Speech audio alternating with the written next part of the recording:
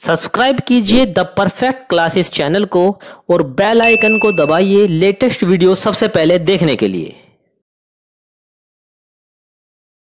Students, आप सभी का आपके चैनल द परफेक्ट क्लासेस में स्वागत है। Directorate of education GNCT of Delhi की वर्कशीट नंबर 9 डिस्कस कर रहे हैं। क्लास 8 की वर्कशीट है, सब्जेक्ट इंग्लिश है। 16 अगस्त 2021 की वर्कशीट है बच्चों। टॉपिक डिस्कस कर रहे हैं, पोएम है आज का topic, the ant and the cricket. Ant में चींटी, क्रिकेट में झिंगुर। क्रिकेट और झिंगुर के बारे में पढ़ेंगे। Read the sentences given below. आपको नीचे दिए हुए सेंटेंसेस को पढ़ना है। Tick one option that applies to you. एक ऑप्शन पर आपको टिक करना है जो आप पर अप्लाई होता हो। ठीक है, जैसे मैं बता देती हूँ, आई complete my work on time. मैं समय पर अपना कार्य पूरा करती हूँ। तो इसमें पूछा हुआ है, आप ऑलवेज हमेशा अपना कार्य समय पर पूरा करती हैं, समटाइम्स कभी कभी करती हैं, या नेवर कभी नहीं करती हैं। ठीक है, आप सबसे ये पूछा हुआ है तो आप अपने अकॉर्डिंग भर सकते हैं। ठीक है, आई complete my work on time. मैं हमेशा समय पर अपना कार्य पूरा करती हूँ, तो मैं हमेशा पर लगा दूंगी, ऑलवेज पर।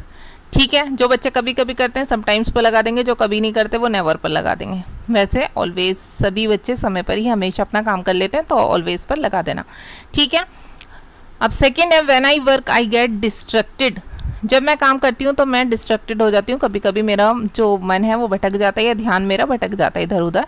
तो हाँ, ऐसा सभी के साथ होता है। समटाइम्स पर मैंने टिक कर दिया कि कभी कभी ऐसा होता है, हमेशा तो नहीं होता, कभी नहीं भी ऐसा नहीं होता, कभी कभी होता है, तो कभी कभी पर हम टिक कर देंगे। नेक्स्ट है, given below is a poem about an ant and a cricket. ये नीचे एक पोएम दी हुई है आंट और क्रिकेट के बारे में। The cricket spend the summer singing and playing. चींटी जो होती है, सॉरी झिंगुर जो होता है, वो अपना समर सीजन जो होता है वो गाते हुए और खेलते हुए बिता देता है पूरा। ठीक है, he doesn't plan anything for the future. आने वाला जो समय होता है, जो विंटर सीजन होता है, उसके लिए वो फ्यूचर में, भविष्य में कुछ भी योजना नहीं बनाता।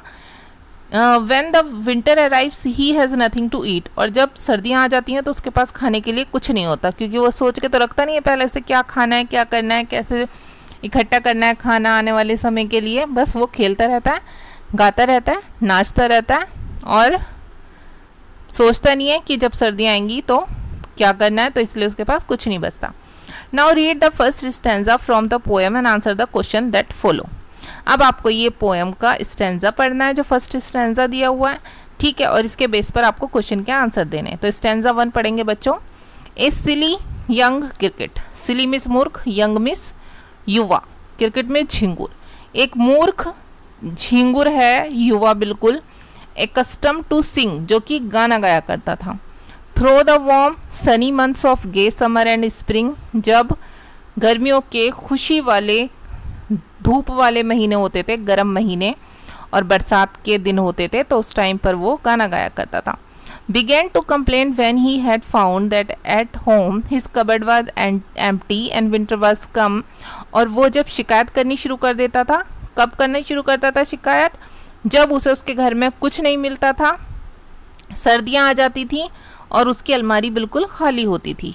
Not a crumb to be found, उससे भोजन का एक टुकड़ा भी नहीं मिलता था। ठीक है, क्रम्ब में भोजन का टुकड़ा। On the snow covered ground, जब पूरी तरह से ग्राउंड जो था बर्फ से ढक जाता था, मतलब सर्दी के मौसम में उसे तब खाने के लिए कुछ नहीं मिलता था।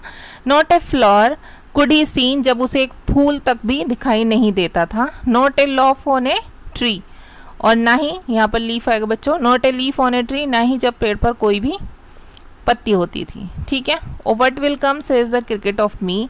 उस टाइम पर झिंगुर कहता था कि अब मेरा क्या होगा। तो आप क्वेश्चन आंसर देख लेते हैं। क्वेश्चन नंबर 1 है, name the character in the above stanza.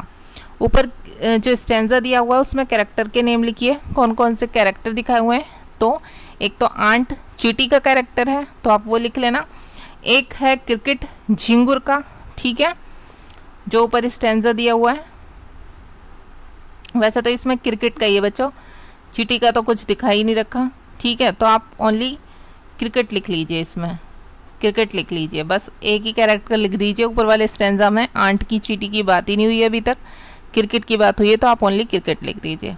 Question number 2 है, why did the cricket complain. Cricket क्यों कंप्लेन करता है, झिंगुर क्यों शिकायत करता है। There was no food in his cupboard, उसके पास खाने के लिए उसकी अलमारी में कुछ नहीं था। He couldn't sing and dance, वो नाच और गा नहीं सकता था। ही डिडंट लाइक समर, वो गर्मियों को पसंद नहीं करता था। तो राइट ऑप्शन है ए। ठीक है, there was no food in his cupboard, उसकी अलमारी में खाने के लिए भोजन नहीं था। आप इस पर टिक कर लेंगे।